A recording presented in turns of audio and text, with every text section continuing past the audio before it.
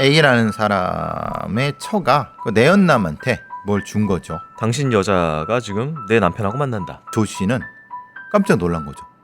어? 나도 내연남인데?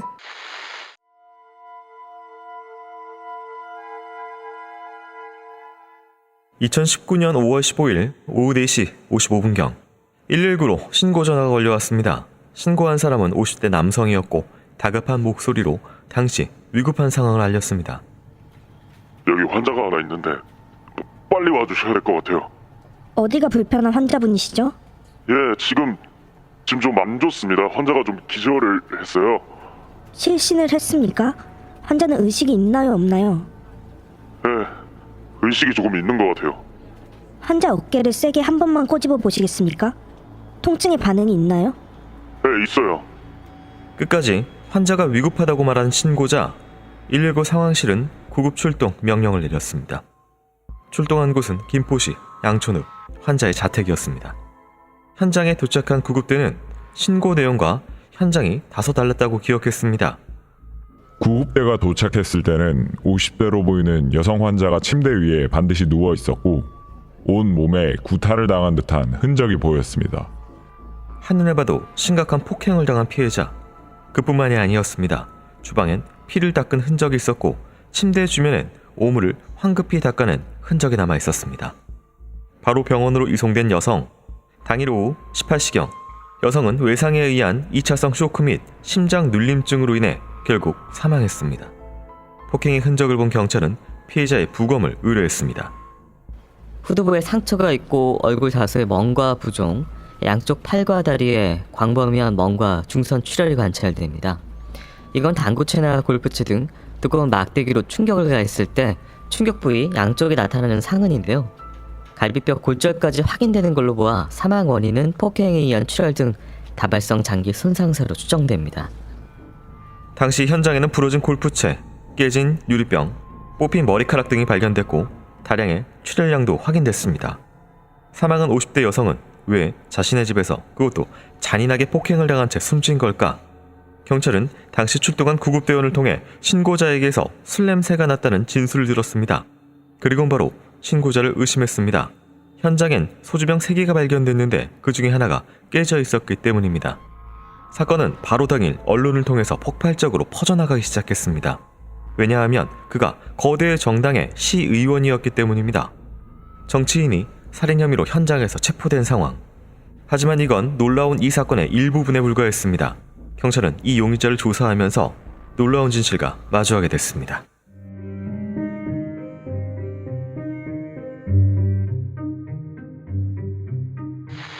오늘 사건은 지난 2019년 김포에서 일어난 사건입니다. 당시 보도가 정말 많은 보도가 있었습니다. 근데 이게 후속 보도도 잘 알려지지 않았고 단편적인 내용만 많아서요. 오늘 숨겨있는 진실을 하나씩 다뤄보도록 하겠습니다. 신고 내용을 보면요. 환자가 하나 있는데 빨리 와주셔야 할 것 같아요. 환자가 좀 기절을 했어요. 이런 식으로 얘기를 하면서 어쨌든 근데 당시에 뭐 의식이 있다라는 식으로 또 얘기를 했고 본인이 환자라 그랬어요. 네. 이게 지금 환자가 맞나요? 환자라는, 자기가 때린 거잖아요. 네, 환자라는 표현이 이상하긴 하네요. 그래서 이상하잖아요. 네, 네, 네. 환자라고 하면은 다른 어떤 병이라든가 아니면 또 다친 뭔데 네. 아니 자기가 때렸는 거면은 환자? 그리고 실제로 뭐 좀 안 좋습니다. 기절을 했어요. 실신? 약간 좀 뭔가 좀 뭐 숨기는 듯한 느낌. 이 상처 같은 경우에는 후두부 상처, 얼굴하고 다소의 멍, 부종, 팔다리에 중선 출혈이라는 게 있었고요. 갈비뼈 골절까지 있었습니다. 장기도 많이 손상됐었고요. 중선 출혈이 뭐냐면요. 네. 이렇게 사람 막대기로 옛날에 그 뭐 허벅지나 이렇게 이런 종아리 맞으면 딱 맞으면은 네. 자국이 한 자국 생겼죠. 네. 2자국 생겨요. 들어간 데는 괜찮은데 네. 옆에 두 네. 선이 쭉 생기는 거죠. 그러니까 진흙 같은 거를 막대기로 치면은 가운데는 들어가고 튀어나온 부분이 양쪽에 생기는 그렇죠. 것처럼. 거기가 네. 피멍이 되는 거예요. 그러니까 여기서 논란이 되는 건 이거예요. 만약에 진짜 죽이려고 그랬으면은 이렇게 했겠냐. 좀 때리다가 칼로 찌르거나 아니면 뭐 더 뭐 이렇게 목을 했겠지. 조르거나. 뭐 네. 이렇게 했겠지. 이런 논란이 오히려 이 부분 때문에 더 논란이 됐었고. 근데 후두부는 뭐냐. 머리를 때렸다는 거 아니냐. 네. 이건 위험한 거 아니냐. 근데 제가 늘 말씀드리는 게 왜 그럼 얼굴이나 목이나 이런 데는 안 때렸어? 네. 그러니까 이것 때문에 이 사건이 상당히 뒤집히게 된 이유도 하나입니다. 뒷부분에 이 부위 어느 부위를 어떤 식으로 공격했냐가 좀 그렇죠. 많이 논란이 있습니다. 근데 갈비뼈 네. 골절까지 되니까 그럼 갈비뼈 골절은 때려서 한 거야 아니면은 CPR 때문에 그런 거야? CPR은 아닌 것 같고. 근데 어쨌든 거기도 때린 게 맞는 거 아니야. 장기 말하자면 뭐 폭행에 의한 출혈이니까. 근데 이게 진짜 갈비뼈가 완전히 박살나게 때린 거야? 밟은 거야? 그게 아니라 때리다 보니까 부러진 거 아니야? 이게 앞과 뒤가 굉장히 다르거든요. 네. 그래서 이제 이런 형태의 그 뭐 어떤 주장이나 아니면 이제 표현은 대단히 조심스럽게 해야 됩니다.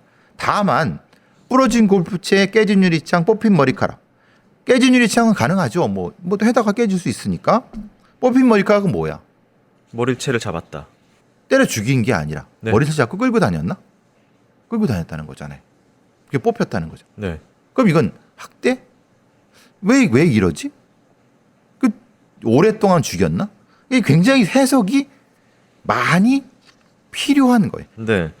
이제 이 남성 유 씨 같은 경우에는 청소를 한 듯한 부엌에 피를 닦은 흔적, 안방에서 오물을 황급히 닦은 거. 그리고 특히나 이제 이게 도착했을 때 피해자가 안방 침대에 뉘어져 있었다. 이어져 있었죠. 네. 이어진 거는 자기 스스로 누웠나? 근데 오물 막 이거 막 그랬는데 이것도 애매한 거예요. 스스로 갔나? 스스로 갔다면은 이거 그때 살아 있었다는 거잖아요. 예를 들어서 구타를 당하다가 네. 기어가지고 침대 가서 누워 그죠? 있었다. 예. 근데 그럴 정신이 있나요? 위장 아니야? 스테이지가 아니야? 오물이 뭐야? 토사물을 말하는 거야? 아니면 변을 말하는 거야? 맞다 보면 변이 나올 수도 있거든요. 네. 근데 토사물을 얘기하는 것 같아요. 네. 그런 형태. 그러니까 이게 다 해석이 필요한 거예요. 지금 이게. 그럼 술을 먹었다고 하는데 소주 3병을 그럼 누가 먹은 거야? 피해자가 먹은 거야? 가해자가 먹은 거야? 아니면 같이 먹은 거야? 각각은 얼마나 먹은 거야? 이것도 사실 중요한 부분이에요. 네. 자, 대체 그날 이 집에서 무슨 일이 벌어졌는지, 그리고 또 어떤 이유로 이런 폭행이 시작됐는지 수사 상황 이어서 살펴보도록 하겠습니다.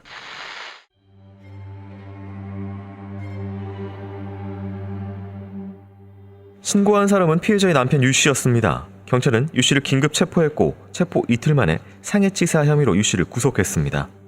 힘든 시절 아내는 떡볶이 장사를 해가면서 살림을 꾸리며 남편의 뒷바라지를 해왔다고 알려졌습니다. 힘든 시절을 함께 이겨내고 이제 자리를 다 잡은 부부에게 대체 무슨 일이 있었던 것일까? 용의자 유 씨는 오전 11시 50분경에 피해자인 아내가 집으로 돌아오자 주방 식탁에 앉아 술을 함께 마셨는데 말싸움이 시작됐고 격분한 상태에서 아내를 말리다가 우발적으로 폭행까지 하게 됐다고 자백했습니다. 폭행당해 부상이 심한 아내를 병원에 데려가지 않은 채 주방에 흘린 피나 오물을 닦으며 흥분을 가라앉힌 유씨. 오후 4시 55분경 아내를 건드려도 반응이 없고 호흡도 멎은 것으로 보이자 119에 신고를 했다고 했습니다. 그렇다면 그는 왜 아내를 폭행한 것일까? 아내가 자해를 하려고 해서 말리다 보니까 팔다리 부분을 몇 차례 때렸고 특히 목을 전선으로 감고 극단적인 선택까지 하려고 해서 그렇게 끌어내리다 보니까 멍이 생긴 것뿐입니다. 살해 의도는 없었습니다. 깨진 소주병도 아내가 그걸 들고 자해하겠다고 저를 위협했습니다. 과연 그의 말은 사실일까?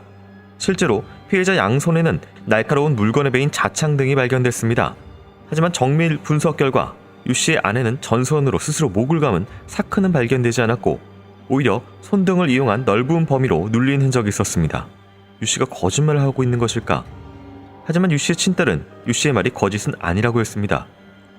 엄마는 2015년 2월이랑 2017년 10월경, 그러니까 2차례 수면제 과다 복용으로 응급실에 입원한 적이 있었어요. 특히 2번째 응급실 입원 때는 간호사가 엄마를 혼자 두면 어떤 자해 행위를 할지 몰라 위험하니 혼자 두지 말라는 취지로 제게 말했어요. 유 씨 말대로 자해하려는 아내를 말리려다가 흥분에 다퉈 사망까지 이어진 걸까? 하지만 말린다기엔 폭행의 수위가 지나쳤고 폭행당한 범위가 광범위했습니다. 전신에 폭행 흔적이 발견됐는데 특히 팔다리의 바깥쪽에 보이는 멍자국이 광범위하고 진합니다. 보통은 자해를 하면 팔다리 안쪽에 집중적으로 나타나는 것과 반대입니다. 특히 현장에 헤드가 분리되어 부러진 골프채가 발견되면서 유 씨가 골프채를 이용해 아내를 폭행했는지 여부도 중요한 쟁점이 됐습니다. 이게 자해를 말리다 보니까 그니까 좀 가격해졌다니까요. 그래서 아내의 팔다리 부분을 골프채 헤드 쪽을 잡고 손잡이 부분으로 몇 차례 때렸을 뿐입니다. 저는 절대로 골프채 헤드 부분으로 폭행한 적은 없습니다. 아내의 갈비뼈 골절의 양상을 보면 왼쪽 앞쪽과 가측의 갈비뼈 골절부터 오른쪽 신체 후면과 오른쪽 가측의 갈비뼈 골절 등이 직접적인 둔체의 압박 또는 가격에 의한 골절일 가능성이 높아 보였습니다. 특히 현장에서 헤드가 부러진 골프채 2개가 발견됐습니다. 헤드를 손으로 잡고 때리는데 2대나 헤드가 부러질 수 있을까? 대체 그날 무슨 일이 있었던 걸까? 유 씨의 진술대로라면 오전 11시 50분경 아내와 대화를 시작해서 술을 마셨고 곧 다툼이 시작됐다고 했습니다. 오후 4시 55분경 119에 신고하기까지 무려 4시간. 이 긴 시간 동안 폭행을 지속했던 걸까? 유 씨는 당시 혈중 알코올 농도가 0.167%의 상태였고 정확한 범행 지속 시간 및 사망 시각을 말할 수 없는 상황이었습니다. 객관적인 증거나 증인이 필요한 시점에 당시 이 집을 방문한 사람이 있었습니다. 바로 유 씨의 동생입니다. 제가 4시 23분경에 집을 방문했는데 폭행한 흔적은 없었습니다. 형은 화장실 앞에 서 있었고 집은 어수선할 정도는 아니었습니다. 방 안에서 작은 소리로 흐느끼는 소리도 들었습니다. 동생이 오기 전 이미 폭행은 끝났고 피해자도 살아있었다는 정황. 계획적인 살인이었다면 동생을 범행 현장인 집 안으로 들어오라고 하지도 않았을 것이라는 유 씨. 그렇다면 유 씨는 왜 이런 공격을 한 걸까? 이 모든 것은 전화 한 통에서 시작됐다고 했습니다. 한 달 전쯤에 전화 한 통을 받았어요. 아내의 내연남이었습니다. 그러면서 유 씨는 직접 몰래 녹음한 녹취록을 틀었습니다. 그 안엔 믿기 어려울 정도로 충격적인 내용이 담겨 있었습니다.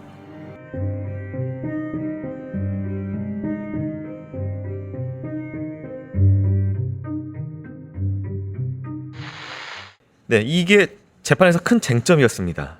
아내가 자해를 하려는 습성이 있었다. 추후에 밝혀진 바에 의하면 지금 이제 내연남 관련된 이야기가 뒷부분에 좀 펼쳐지게 되는데요. 이 내연남에게도 심지어 죽고 싶다는 얘기 때문에 무슨 산속을 방황하고 뭐 이런 이야기들이 있고 딸도 그거를 증언하고 이런 정황들이 좀 섞이거든요. 그러니까 이게 지금 이 사건을 어렵게 만드는 게 그겁니다. 가족 내에서 벌어진 폭행 이건 맞아요. 근데 사건을 수습하는 과정에서 죽은 사람은 죽은 사람이고 산 사람은 살아야 된다고 해서 예를 들면 유 씨의 딸이라든가 유 씨의 동생은 사실은 유 씨 편일 수 있어요. 그러니까 이 사람들의 진술이 100% 신뢰를 담보한다. 저는 사실 그렇게 생각하지는 않아요. 왜냐? 아버지고 형인데 어차피 자기 엄마나 형수는 어떻게 보면 바람핀 여자잖아요. 네. 그러면은 이 둘의 진술을 얼마만큼 신뢰할 수 있을까? 이 부분은 사실은 퀘스천 마크예요. 근데 문제는 이 돌아가신 분의 내연남이라는 사람도 자해 얘기를 한단 말이에요. 네. 그러면 객관적인 기록과 이해관계가 없는 사람의 진술은 사실 신뢰할 만하거든요. 네. 거기에 따라 보면은 유 씨, 그러니까 돌아가신 분이 무슨 이유 때문에 모르지만 약을 먹었던 건 맞는 것 같고. 입원 기록이 있을 테니까요. 그렇죠. 네. 그리고 왜냐? 2015년 2월, 17년 10월 수면제 과다보용으로 응급실 입원. 그러니까 그거는 뭐 기록이 있는 거죠. 그리고 분명히 간호사가 자행이일지 모르니까 취지를 말했다는 거 기록이 있어. 아니고 증언해 줄 수 있어. 네. 그리고 내연남도 어느 정도까지의 그런 얘기를 해.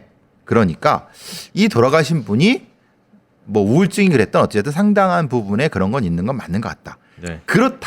근데 그렇다고 해서 이 폭행의 흔적이 그것과 관련된다고 보는 건 각각을 또 따로 놓고 봐야 된다는 거예요. 네. 이 폭행의 흔적 중에 재판부에서 중요하게 본 거는 이쪽입니다. 폭행을 당했으면 이 바깥쪽을 맞은 거죠. 팔다리의 바깥쪽. 그 바깥쪽을. 네. 자해를 했다고 하면은 안쪽일 가능성이 높다는 거예요. 안쪽. 네. 그죠? 우리가 바깥쪽으로 자해하는 것보다 안쪽으로 자해하는 것이 더 가능성이 높은 거죠. 각도상 편하고요. 그렇죠. 네. 그러니까 이걸 일단 재판부는 중요시하게 본 것 같아요. 네. 그런데 넓은 거로 눌리는 적은 뭘까? 제압하려다 그랬다. 그러면 이것도 사실은 제압하려고 그런 거? 왜 제압을 해? 아니 자해하려고 해서 제압을 했겠지. 네. 이렇게 주장할 수도 있는 거고 아니야. 때리려고 제압할 수도 있겠지. 상반된 거 가능하죠. 그런데 헤드가 떨어질 정도의 골프채가 2개나 그럼 그 정도로 때렸다는 거잖아요. 그러니까 헤드로 때리진 않았다 하더라도 헤드가 떨어진 채로도 그렇게 때리면 죽을 수 있지 않을까?가 검찰이 생각해 본 주장하는 바입니다. 유 씨 동생 같은 경우에 현장에 들어왔습니다. 거의 신고 직전에. 근데 이제 이것도 마찬가지로 이제 살인의 고의성이나 뭐 그런 뭐가 있다면은 뭐하러 증인을 남기겠냐? 왜 들어오게 했겠냐? 아니죠, 반대죠. 네. 동생을 믿을 수가 있어. 동생은 내 편이니까. 알리바이를 네. 입증해 줄 수 있어. 그래서 부를 수도 있는 거죠. 이거 사실에서 제가 이 동생의 존재는 네. 사실은 배제를 해야 된다.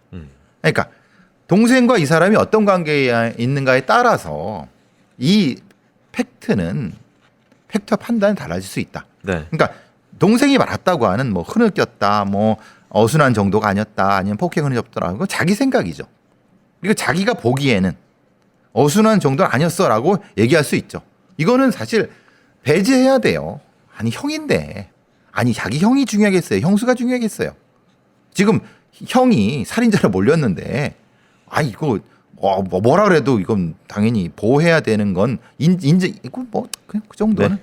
자, 여기서부터가 좀 이 사건은 중요해지는데요. 이 부분부터 언론에 좀 많이 다뤄지지 않았습니다. 그렇죠. 폭행하고 사망까지만 다뤄졌고 내연남 관련된 이야기, 뒷대 동기 같은 게 알려지지 않았었는데요.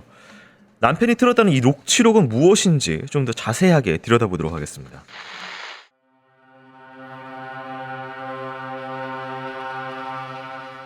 사건은 한 달 전쯤인 2019년 4월 9일로 거슬러 올라갑니다.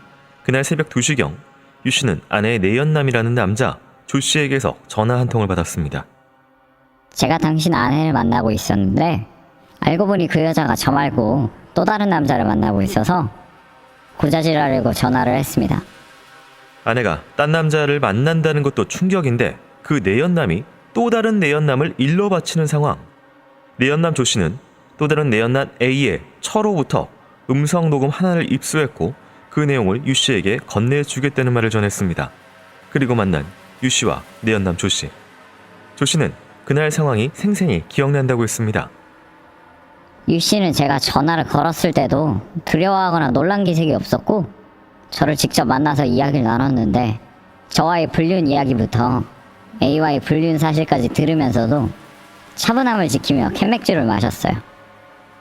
아내의 불륜 소식에도 평정심을 유지하는 것처럼 보였던 유 씨.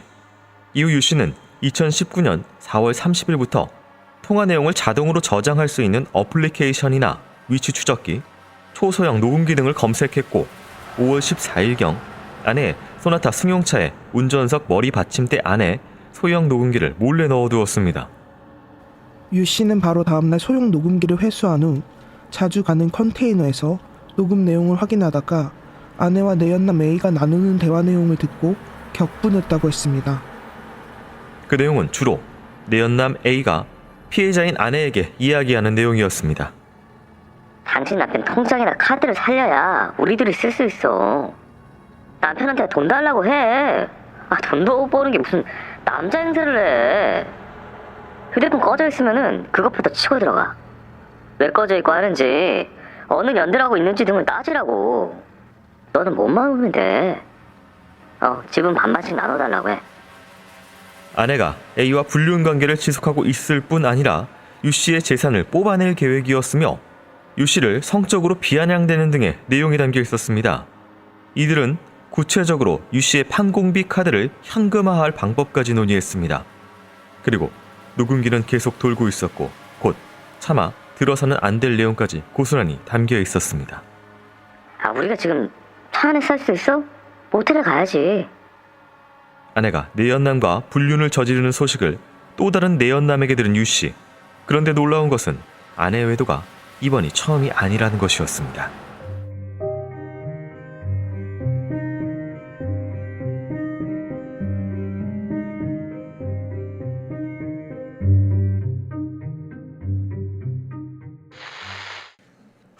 이게 정말 그냥 한 번의 불륜도 그런데 이게 복잡합니다. 그러니까 불륜남이 조 씨가 있고 조 씨한테 한 여자가 연락을 해왔는데 그 여자는 지금 만나고 있던 사망한 아내가 만나는 또 다른 내연남 A라는 사람의 아내입니다.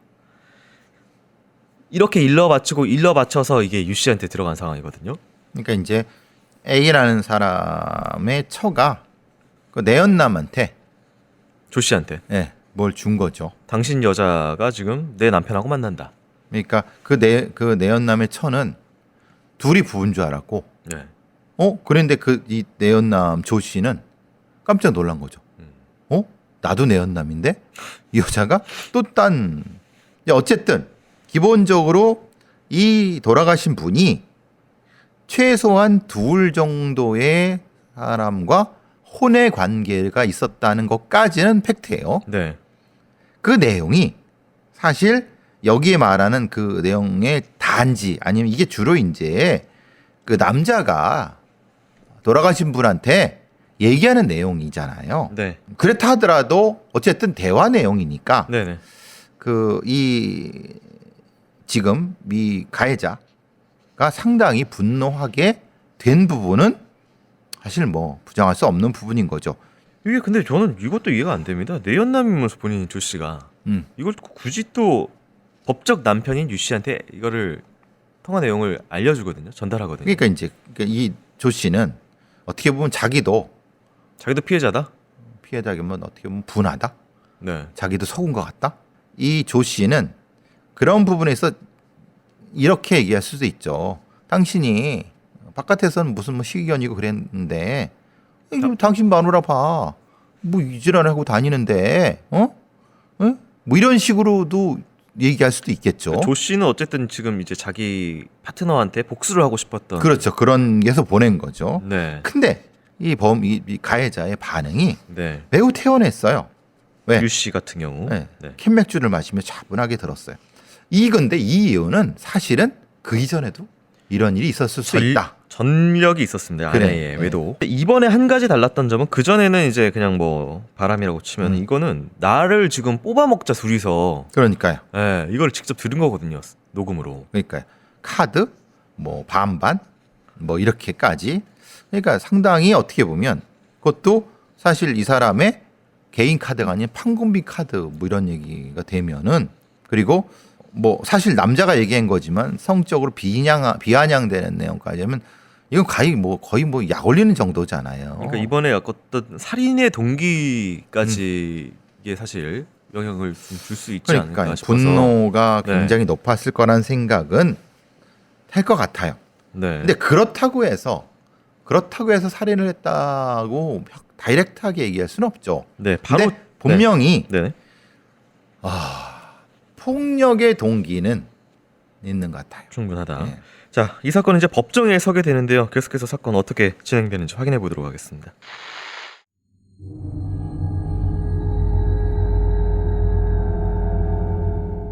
유 씨는 1989년 5월 6일 아내와 결혼했습니다. 남들과 다를 것 없던 결혼 생활이 이어지던 2000년 아내는 불륜을 저질렀습니다. 유 씨는 분노했으나 아내를 용서했습니다. 그런데 2017년 1월 또다시 아내는 불륜을 들켰습니다. 시의회 의장도 하고 2017년에는 재단법인 이사장을 역임하고 있던 상황. 자식도 있고 사회적 위신도 있어 이번에도 아내를 용서하고 넘어가기로 했다고 했습니다. 그간 용서하고 모른 척 넘겨준 게 있는데 또다시 불륜남 조 씨에게 연락이 오고 심지어 그 불륜남이 또 다른 불륜남의 녹음 증거까지 알려주자 화가 났었다고 진술했습니다. 아내의 불륜을 알고 있었지만 이게 순간적이고 충동적으로 격분해서 살해한 게 아닙니다. 정말 참고 또 참고 견디다가 그러게 저도 모르게 일어난 일입니다. 사건 당일 11시 아내를 앉혀놓고 술을 마시면서 녹음된 상황에 대해 이야기를 떠보기 시작했다는 유씨. 내연남을 아직 만나냐는 말에 아내는 오히려 요즘 안 만난다고 왜 자꾸 그래? 라고 불쾌해하면서 집 밖으로 나가려 했다고 했습니다. 이에 격분한 유 씨는 아내를 쫓아가 싱크대 쪽으로 밀면서 폭행을 시작했다고 진술했습니다. 우발적인 상해치사라는 주장. 하지만 경찰은 보강 수사를 통해 상해치사 혐의를 살인죄로 변경한 뒤 사건을 검찰로 넘겼습니다. 처음부터 살해 목적이 있었다고 봤기 때문입니다. 유 씨의 휴대전화에서 살인을 계획한 것으로 추정되는 단어들을 수차례 검색했던 것으로 확인됐습니다. 유 씨가 살인 의도를 가지고 아내를 살해한 것인지 아니면 술을 마신 상태에서 우발적으로 살인을 하게 된 것인지 법정에서 양측 주장이 맞붙었습니다. 피해자인 아내에게 그 사이에 자주 전화한 내역도 있고 심지어 사건이 발생하기 일주일 전인 2019년 5월 6일 결혼기념일엔 피해자인 아내와 여행도 떠났습니다. 유 씨는 살해를 암시하는 단어를 검색하기도 했지만 아내와 부부관계 회복을 위해 사건 당일 제주 항공권을 검색한 것도 확인됐습니다. 유 씨는 이 사건 당일 녹음 파일을 듣자마자 곧바로 아내를 만나서 흥분 상태에서 폭행을 시작한 것이 아니라 여러 차례 전화 연락을 하고 적어도 4시간이 지난 후에 아내를 만났습니다. 만약 살인 계획을 세웠다면 흉기로 치명 부위를 공격했을 것입니다. 변호인은 골절 등의 주 공격 부위가 몸통이나 하체에 집중되어 있다는 점을 강조했습니다. 또한 유 씨가 흥분한 상태였지만 골프채 헤드가 아닌 손잡이로 폭행을 가했다고 항변했습니다. 낡은 골프채라 헤드가 쉽게 빠질 수 있다는 변호인. 유 씨의 딸 역시 오래전부터 집에 골프채가 있었다고 증언했습니다. 또한 유 씨는 폭력 성향도 없었다고 했습니다. 아빠는 평소 엄마에게 폭언이나 폭행을 하는 경우가 없었어요.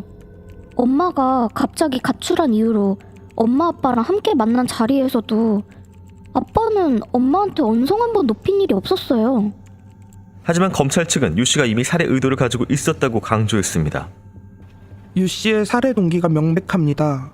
피고는 키 179cm에 85kg으로 건장한 남성이 157cm의 몸무게 60kg의 피해자를 여러 차례 주먹, 팔, 골프채로 공격하면 사망에 이를 수 있음은 충분히 예상할 수 있습니다. 그리고 아내를 죽을 정도로 구타한 후에도 필요한 조치를 하지 않고 1시간 동안 방기해 현장에서 사망하게 한 점은 명백한 사실입니다. 살해할 의도가 없었다는 유 씨와 살해하기 위해 아내를 폭행하고 방치해 숨지게 했다는 검찰. 그 진실 여부는 이제 법정에서 가려지게 됐습니다.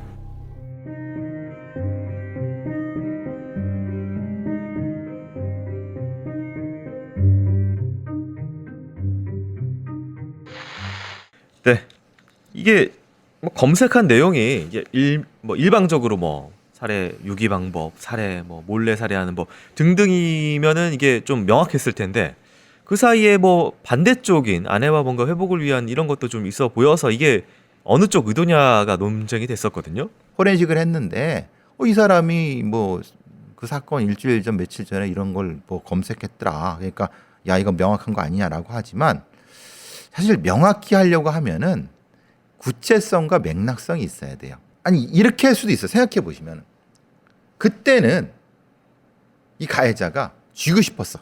그래서 살인, 토막, 살인 내고 도망가는 거 검색했어. 근데 그 다음 날은 생각이 바뀌었어. 내가 죽이면 어떡하니? 근데 검색 기록은 있어. 이건 지워도 또 지웠다는 기록까지 있어. 네. 그럼 이게 증거가 됩니까? 안 됩니까? 그러니까 검색한 건 맞아. 근데 그 감정 상태가 범행 당일 감정 상태랑 연결된다고 하는 거는 사실은 조금 더 다른 어떤 맥락이 필요한 거예요. 이게 사실 맥락 이야기가 나온 김에 이게 오랜 역사가 있습니다. 이 부부가.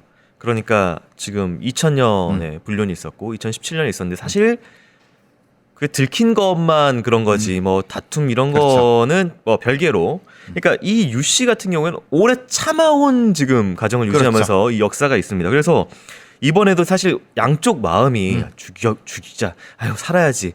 이게 사실 조금 더 맥락상은 맞는 그럼요. 것처럼 그러니까 보이거든요. 예전에도 죽이고 싶은 생각이 있었겠죠. 네. 근데 용서했죠.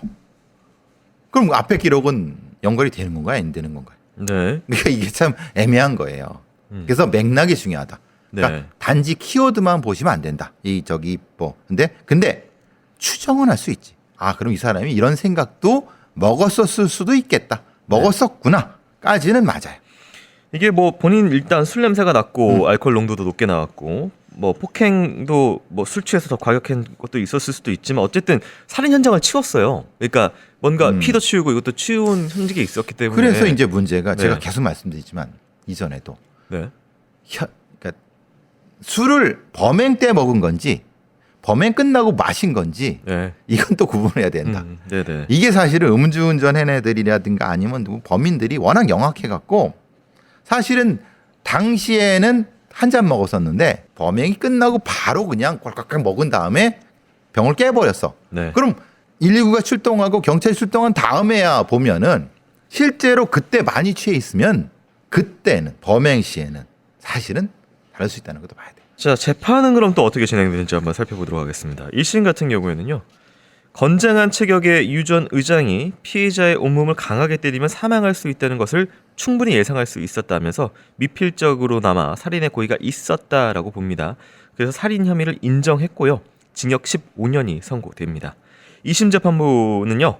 범행 전후의 사정을 종합해보면 술을 마신 피해자의 자해를 말리려다가 몸싸움이 시작됐다는 유 전 의장의 주장이 사실일 가능성이 있고 과거 2차례 피해자의 불륜은 용서했다는 점에서 새로 알게 된 불륜으로 살해하겠다는 의도를 품었다고 보기에도 어렵다.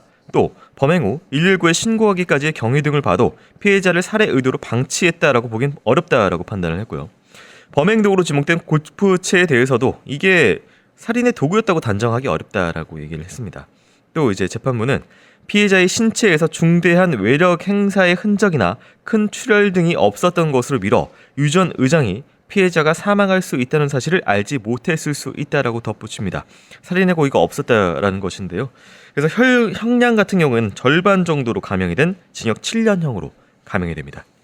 살인의 고의가 있는데도 15년이 나왔다는 것은 판사들이 감안을 해준 거예요. 통화 내용이요. 결국은 이거의 유발은 사실은 돌아가신 분이 한 거 아니냐. 네. 결국은 바람피고 뭐 이런 부분에 대한 그러니까 이제 그런 부분이 분명히 존재하는 거죠. 감형 요소들이 나와 있고, 그러니까 이 보통의 살인이라고 하면 20년 넘어가야 되죠. 그러니까 상당히 이것도 사실은 봐준 거예요. 네. 그러니까 상황을 봐준 거죠. 정작 때려 죽였다 하더라도. 네. 그런데 이 사건은 2심 판결문에서 굉장히 판사들이 정교하게 봅니다. 네. 그러니까 우리가 돈 많은 사람들이 그만큼 변호사를 좀 세게 쓰면은 각각에 대해 다 규명을 합니다. 그게 보이더라고요. 그러니까 변호사들이 얼마나 정교하게 했는지가 보여요.